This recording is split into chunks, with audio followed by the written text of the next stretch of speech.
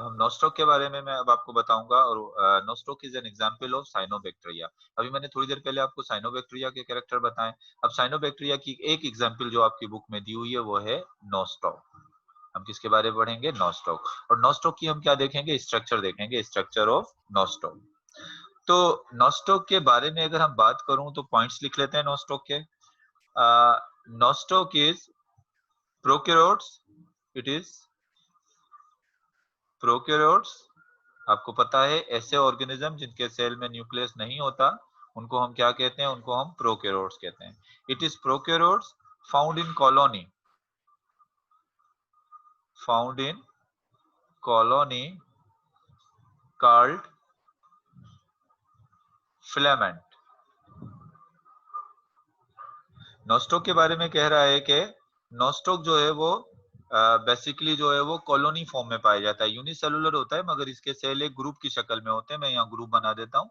देखें इसके ये सेल हैं, ये एक नोस्टॉक का सेल है, ये दूसरा नोस्टॉक का सेल है, तीसरा नोस्टॉक का सेल है और ये चौथा नोस्टॉक का सेल है। अब ये जो नोस्टॉक के सेल हैं ये कॉलोनी की फॉर्म में मौजूद हैं, एक ग्रुप की फॉर्म में मौजूद हैं। और नोस्टॉक की इस कॉलोनी को, नोस्टॉक के इस ग्रुप को हम क्या कहते हैं? इस ग्रुप को हम कहते हैं फिलामेंट। ये देखें मैंने नोस्टॉक का ये एक फिलामेंट बनाया है। तो इट इज प्रोकैरियोट्स। नोस्टॉक क्या है? प्रोकैरियोट्स है। किसमें पाया जाता है? कॉलोनी की फॉर्म में पाया जाता है। और नोस्टॉक की कॉलोनी को हम क्या कहते हैं? नोस्टॉक की कॉलोनी को हम कहते हैं फिलामेंट। अगर आपसे पूछा जाए एग्जाम में व्हाट इज फिलामेंट, तो आप कहोगे colony of nostoc is called filament. अच्छा, उसके बाद फिर दूसरा पॉइंट क्या है? The filament are intermixed, the filament are intermixed in a gelatinous mass, in a gelatinous mass forming ball like structure, ball like structure called synobium। अब इधर देखें, मैं ऐसे कर देता हूं, देखो ये एक फिलामेंट है, ये नोस्टॉक का एक फिलामेंट है, ये नोस्टॉक का दूसरा फिलामेंट है, और नोस्टॉक की कॉलोनी का ये तीसरा फिलामेंट है, या ऐसे और भी बहुत सारे फिलामेंट है। कहता है ये तमाम फिलामेंट जो होते हैं ये क्या होता है कि एक जिलेटिनियस यानी जेली लाइक मास के अंदर जो है वो इंटरमिक्स होते हैं, यानी उसमें बंद होते हैं। एक जेली का जेली होता है ना, जैसे जिलेटिनियस बहुत गमी, या जेली लाइक एक मास के अंदर ये बंद होते हैं। दे आर इंटरमिक्स, यानी इंटरमिक्स ये मिक्स हुए होते हैं किसके साथ?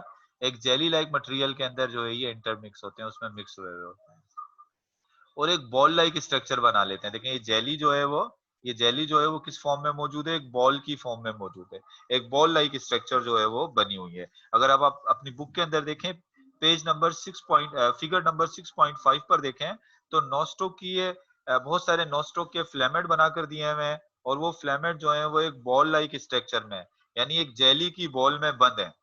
तो इस स्ट्रक्चर को हम क्या कहते हैं? ये जो जेली की बॉल लाइक स्ट्रक्चर होती है, इसके लिए हम टर्म क्या इस्तेमाल करते हैं? इसके लिए हम टर्म इस्तेमाल करते हैं सिनोबियम। कोई नोबियम भी कहते हैं लेकिन कुछ लोग इसको सिनोबियम भी कह सकते हैं। सिनोबियम। तो what is coenobium?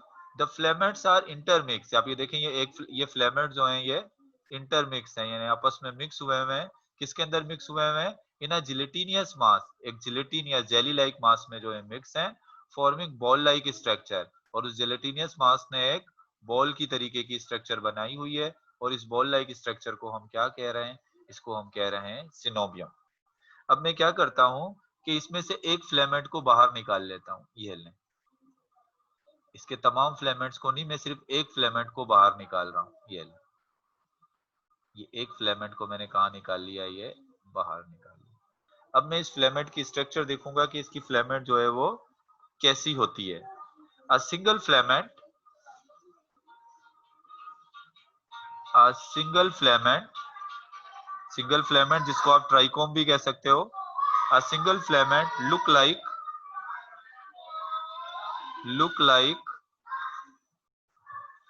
Like chain of bead, look like a chain of beads. अब कहता है जो एक सिंगल फिलामेंट होता है, it look like a chain of beads. अब आप इधर देखो, ये मैंने जो एक सिंगल फिलामेंट बनाया है ये आपको कैसे लग रहा है? It look like a chain of beads, यानी मोतियों की लड़ी के जैसा लग रहा है। जैसे मोतियां होती है ना, मोतियों की लड़ी, तो मोतियों की लड़ी के जैसा जो है वो इसका एक सिंगल फिलामेंट लगता है। तो a single filament look like, आप इसको देख लो, ये सिंगल फिलामेंट जो है it look like a chain of beads, मोतियों की लड़ी की तरह की एक स्ट्रक्चर जो है वो इसकी नजर आ रही है। अच्छा, उसके बाद कहता है, उसके फिलामेंट की कुछ मजीद बात बताता है कि each filament is unbranch, each filament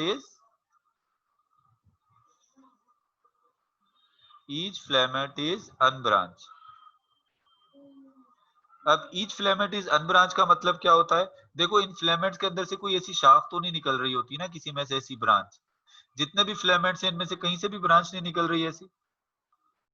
ऐसे अगर ब्रांच निकलते हुए देखो तो कहीं से भी ब्रांच नहीं निकल रही।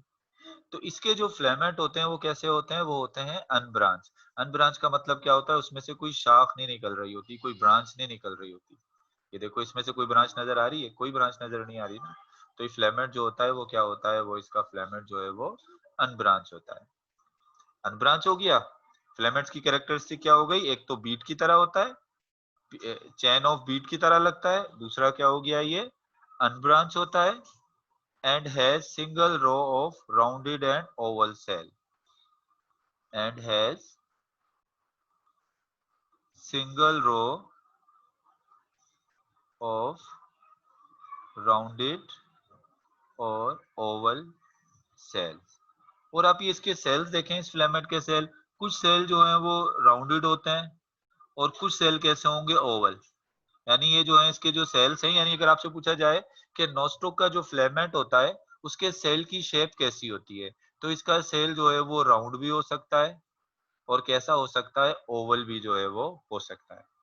यहाँ पर जगह नहीं है तो मुझे इसको इरेज करना पड़ेगा। नया पॉइंट लिखवाता हूँ आगे, इसको इरेज करके। हम किसको डिस्कस कर रहे हैं? नोस्टॉक की स्ट्रक्चर को डिस्कस कर रहे हैं। हम इसके फिलामेंट्स के बारे में बात कर रहे हैं। ये फिलामेंट है इसका। तो पहले मैंने नोस्टॉक, फिलामेंट क्या होता है?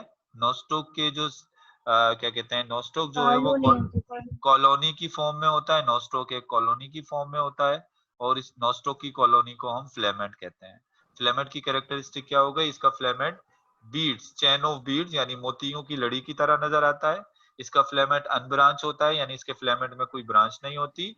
और इसके फिलामेंट में जो सेल होते हैं वो सेल या तो राउंड होते हैं, वो सेल कैसे होते हैं? या तो राउंड होते हैं या फिर कैसे होते हैं? वो ओवल होते हैं। सेल की शेप राउंड होगी या फिर कैसी होगी?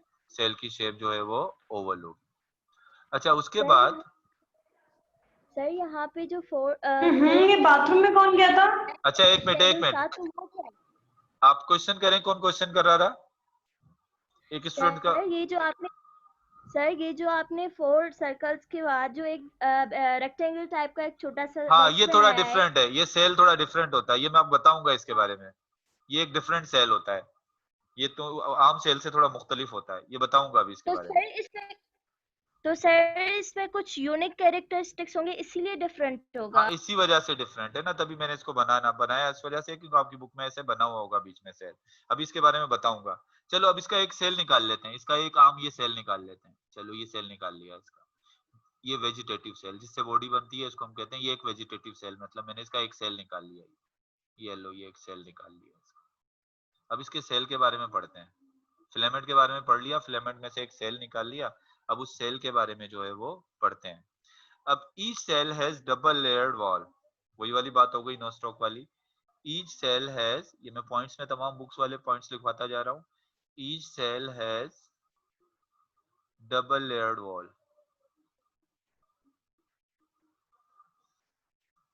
यानी हर सेल की जो सेल वॉल होगी वो डबल लेयर्ड होगी। बताया था ना सेल वॉल जो है वो क्या, पहले नोस्टॉक में ही पढ़ा था कि सेल वॉल जो है वो क्या होती है? Double layer. तो डबल लेयर्ड सेल वॉल में एक आउटर लेयर होगी, ये लो मैंने दोबारा ये आउटर लेयर बना ली, और एक इनर लेयर होगी। एक इनर लेयर है। तो आउटर लेयर थोड़ी थिक होती है, ये देखो मैं आउटर लेयर थोड़ी थिक बना रहा हूँ और इनर थोड़ी थिन होती है। इनर थोड़ी थिन होती है। ये आउटर लेयर। सर इसकी लेयर थिक क्यों होती है? क्योंकि ये इसमें बता रहा हूँ। स्पेसिटी होती है। हाँ नहीं नहीं, मैं आपको बताता हूँ इसकी रीजन है। सही है। और इनर लेयर जो है वो क्या होती है, वो थिन है। ये लो, ये इनर लेयर होगी, ये थोड़ी थिन है आउटर लेयर के मुकाबले। चलो इसकी आउटर और इनर लेयर में जो है फर्क देख लेते हैं यहाँ पर। इधर एक तो होती है आउटर लेयर, यहाँ लिख लेता हूँ आउटर लेयर। आउटर लेयर होती है थिक, ठीक। और दूसरा क्या होता है, made up of cellulose. Made up of cellulose, cellulose and and pectin. दो चीजों की बनी होती है, सेलुलोज और पेक्टिन। जबकि इनर लेयर जो है, दूसरी वाली लेयर कौन सी है, इनर लेयर। इनर लेयर जो है वो थिन थिन होती होती है, है, थिन होती है, purely made up of cellulose. Made up of cellulose. अब देखो, असल में कोई भी चीज कोई डैमेज होती है तो वो बाहर वाली साइड से ज्यादा डैमेज होती है ना, बाहर की साइड से ज्यादा प्रोटेक्शन चाहिए होती है, अंदर की साइड से तो नहीं चाहिए होती है। तो क्योंकि कोई भी चीज इस पर अटैक करेगी या इसको कोई भी डैमेज होगा तो वो बाहर से होगा ना, तो इस वजह से आउटर वॉल क्या होती है, थिक होती है इसको बचाने के लिए। और वो बनी हुई दो चीजों से होती है, सेलुलोज और पेक्टिन की। दो किस्म के ऑर्गेनिक कंपाउंड की बनी होती है, एक सेलुलोज और एक पेक्टिन। जबकि इनर लेयर जो होती है उसको बाहर वाली इन्वायरमेंट का इतना सामना नहीं करना पड़ता, तो इनर लेयर थोड़ी थिन होती है, और वो सिर्फ किसकी बनी होती है, वो सेलुलोज की बनी होती है। और पेक्टिन पेक्टिन जो है इनको मिलने में भी हेल्प करता है ना, कॉलोनी में सेल एक दूसरे के साथ जो जुड़े हुए हैं, इनको अटैच होने में पेक्टिन जो है वो क्या करता है, हेल्प करता है। तो इसका सेल वॉल डबल लेयर हो गई, एक आउटर लेयर के बारे में भी बता दिया और इनर लेयर के बारे में बता दिया। अब उसके बाद आ जाते हैं इसके प्रोटोप्लाज्म। मैंने आपको कहा था ना सेल वॉल के नीचे क्या होती है, सेल मेम्ब्रेन, और सेल मेम्ब्रेन के नीचे जो कुछ भी है उसको क्या कहते हैं, प्रोटोप्लाज्म। फिर अब कह रहा है कि प्रोटोप्लाज्म, साइटोप्लाज्म कहाँ होता है? साइटोप्लाज्म, प्रोटोप्लाज्म ही को हम जो है वो साइटोप्लाज्म ही कह रहे हैं। प्रोटोप्लाज्म, साइटोप्लाज्म प्रोटोप्लाज्म ही का तो पार्ट है। क्योंकि ओके जो यूकेरोटिक से, अब मेरी बात सुन लो, जो यूकेरोटिक सेल होता है ना, यूकेरोटिक सेल के अंदर एक न्यूक्लियस होता है और एक साइटोप्लाज्म होता है। न्यूक्लियस और साइटोप्लाज्म दोनों को मिला के कहते हैं प्रोटोप्लाज्म। न्यूक्लियस और साइटोप्लाज्म दोनों को मिलाकर क्या कहते हैं, प्रोटोप्लाज्म। अब इसमें तो न्यूक्लियस है नहीं, तो हम इस पूरे एरिया को जो भी अंदर है सबको मिलाकर क्या कह रहे हैं, प्रोटोप्लाज्म ही कह रहे हैं। अच्छा, उसके बाद कहता है कि सर यूक्रियोटिक सेल में जो मींस जो स्पेस खाली होता है उसे क्रोमेटिन मटेरियल भी तो कहते हैं। किसमें, इसमें प्रोकैरियोटिक सेल में क्रोमेटिन मटेरियल होता है, बीच में ये जेनेटिक मटेरियल। तो इसके सेंट्रोप्लाज्म में होता है ना इसका क्रोमेटिन मटेरियल, इसके सेंट्रोप्लाज्म में होगा वो। अच्छा, protoplasm, the protoplasm is differentiated, the protoplasm is differentiated, यानी इसका प्रोटोप्लाज्म भी डिफरेंशिएटेड होता है टू पार्ट्स में, इनटू टू पार्ट्स। प्रोटोप्लाज्म को भी दो पार्ट में डिफरेंशिएट किया जा सकता है। एक तो हो गया क्रोमोप्लाज्म, एक क्या हो गया, क्रोमोप्लाज्म।